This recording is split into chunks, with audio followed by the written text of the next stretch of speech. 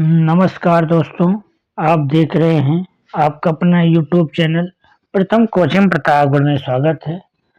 आज हम चर्चा करेंगे संविधान के बारे में। जो संविधान के बारे में क्या करेंगे? चर्चा करेंगे। पहला प्रश्न है कि कह रहा है कि रेगुलेटिंग एक्ट 1773 के तहत भारत में सर्वप्रथम सर्वोच्च न्यायालय की स्थापना कहाँ की गई थी? तो ऑप्शन इसका हो जाएगा, ऑप्शन दिया है कि पहला मद्रास, कलकत्ता, दिल्ली, बॉम्बे। तो इसका राइट आंसर हो जाएगा आपका कलकत्ता में। रेगुलेटिंग एक्ट जो 1773 है वो सर्वोच्च न्यायालय की जो स्थापना की गई थी वो कहाँ की गई थी? कलकत्ता में की गई थी। कहाँ की गई थी? कलकत्ता में की गई थी। इसी क्रम में आता है अगला प्रश्न कि किस अधिनियम ने भारतीयों को अपने देश के प्रशासन में कुछ हिस्सा लेने का संभव बनाया था? तो किस अधिनियम के तहत यह भारत ने अपने शासन को अपने देश में प्रशासन में कुछ हिस्सा लेने का संभव बनाया था? ऑप्शन दिया है चार्टर एक्ट 1833, चार्टर एक्ट 1853, भारतीय परिषद अधिनियम 1861, भारतीय शासन अधिनियम 1858। तो इसका राइट आंसर हो जाएगा आपका चार्टर एक्ट 1833 में बनाया गया था। इसी क्रम में आते हैं, अगला प्रश्न है कि भारतीय संविधान परिषद को बजट पर बहस करने की शक्ति किस अधिनियम द्वारा प्राप्त हुई? तो पहला ऑप्शन दिया है भारतीय परिषद अधिनियम 1861, दूसरा ऑप्शन है भारतीय परिषद अधिनियम 1892, तीसरा दिया है भारतीय परिषद अधिनियम 1909, भारत शासन अधिनियम 1919। तो इसका राइट आंसर हो जाएगा आपका कि भारत परिषद अधिनियम 1892। इसी क्रम में देखते हैं, अगला प्रश्न दिया है कि भारत में द्विसदनीय विधानमंडल सर्वप्रथम किस अधिनियम द्वारा लाया गया? ऑप्शन दिया है 1892 अधिनियम द्वारा, 1909 के अधिनियम द्वारा, 1919 भारत शासन अधिनियम द्वारा, 1935 के अधिनियम द्वारा। तो इसका राइट आंसर हो जाएगा आपका 1919 भारत शासन अधिनियम द्वारा द्विसदनीय व्यवस्था को लागू किया गया था। अब इसी क्रम में आते हैं, अगला प्रश्न जो है दिया है राष्ट्रपति की अध्यादेश निर्गत करने की शक्ति मूलतः किस अधिनियम से प्रेरित है? पहला ऑप्शन दिया है भारत शासन अधिनियम 1919, भारत शासन अधिनियम 1935, भारतीय परिषद अधिनियम 1909, भारतीय स्वतंत्रता अधिनियम 1947। तो इसका राइट आंसर हो जाएगा आपका भारत शासन अधिनियम 1935 को निर्गत की गई थी। अगला प्रश्न आता है कि दिया गया है कि भारत में संघीय शासन का प्रस्ताव किस अधिनियम में था? तो ऑप्शन दिया है भारत शासन अधिनियम 1919, भारत शासन अधिनियम 1935, चार्टर एक्ट 1853, इनमें से कोई नहीं। तो इसका राइट आंसर हो जाएगा आपका भारत शासन अधिनियम 1935 के प्रस्ताव में भारतीय संघीय शासन की व्यवस्था का उल्लेख किया गया है। अगला प्रश्न आता है कि भारत में द्वैध शासन किस अधिनियम के द्वारा लागू किया गया था? सन 1909, 1919, 1935, 1858। तो इसका राइट आंसर हो जाएगा आपका 1935 अधिनियम के द्वारा द्वैध शासन लागू किया गया था। इसी क्रम में आते हैं, अगला प्रश्न है कि एक निर्वाचित संविधान सभा द्वारा भारत के संविधान का निर्माण करने का प्रस्ताव सर्वप्रथम किसके द्वारा दिया गया था? ऑप्शन है साइमन कमीशन द्वारा, भारत सरकार अधिनियम 1935 द्वारा, क्रिप्स मिशन द्वारा, कैबिनेट मिशन द्वारा। तो इसका राइट आंसर हो जाएगा आपका क्रिप्स मिशन के द्वारा यह लागू किया गया था। अगला है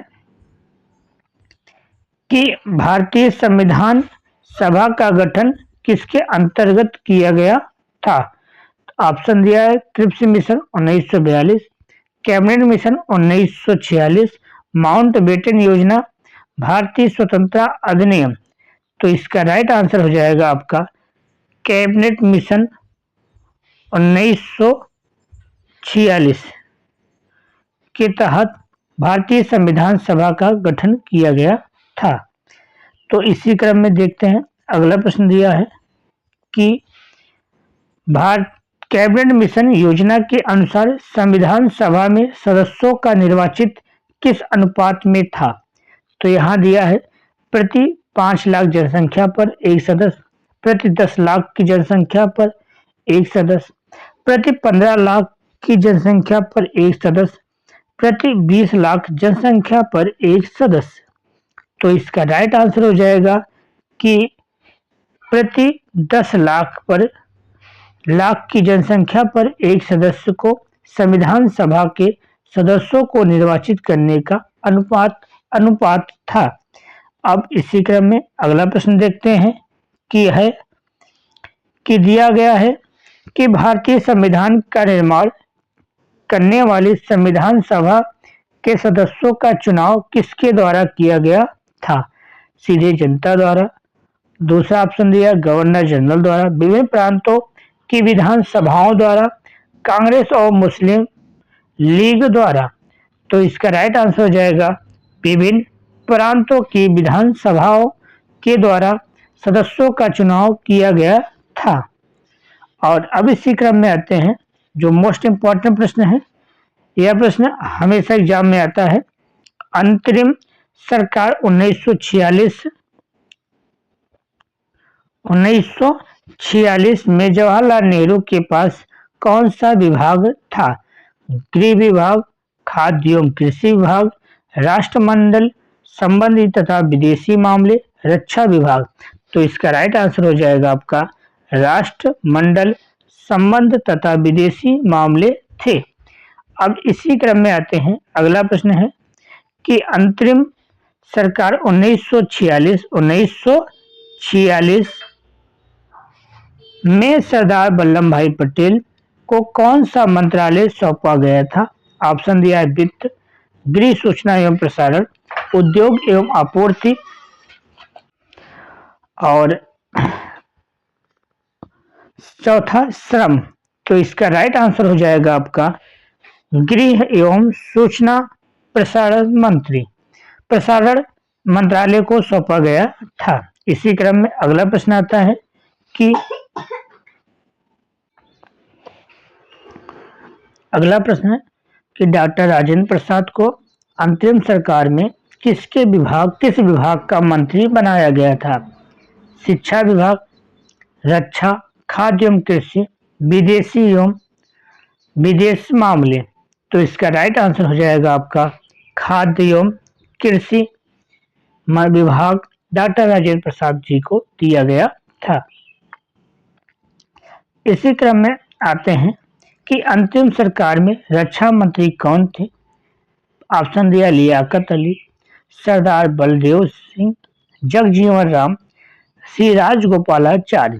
तो इसका राइट आंसर हो जाएगा आपका सरदार बलदेव सिंह जो है वो अंतिम सरकार के रक्षा मंत्री थे। तो इसी क्रम में अगला प्रश्न आता है आपका कि लिखा है वर्ष 1927 में साइमन कमीशन का गठन क्यों किया गया था? 1919 के अधिनियम की समीक्षा के लिए, 1935 अधिनियम को बनाने के लिए, श्रम कानून को तोड़ने के लिए, भारत को आजादी देने के लिए।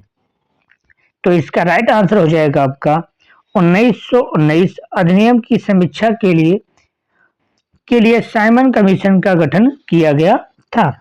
अब इसी क्रम में अगला प्रश्न आता है कि अंतरिम सरकार में वित्त मंत्री कौन थे? जान मथाई, लियाकत अली खां, जगजीवन राम, सरदार पटेल।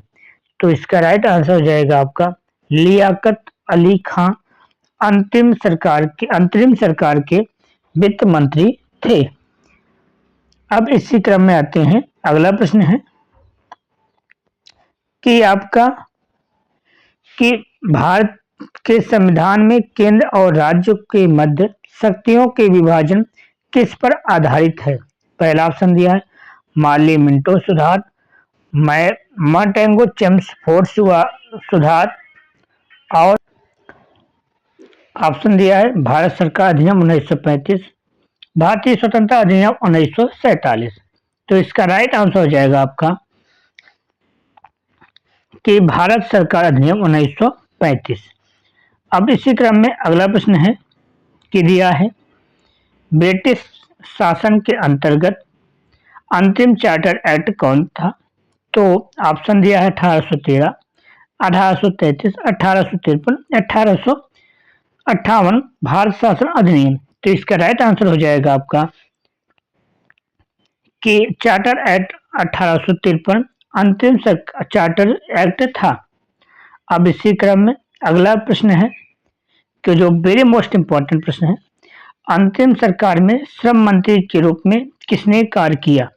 जगजीवन राम, सी गोपालाचार्य, राजेंद्र प्रसाद, लियाकत अली खां। तो इसके राइट आंसर हो जाएगा आपका जगजीवन राम। यदि आपको पसंद आया हो तो आप लाइक करिएगा, सब्सक्राइब करिएगा। धन्यवाद, थैंक यू।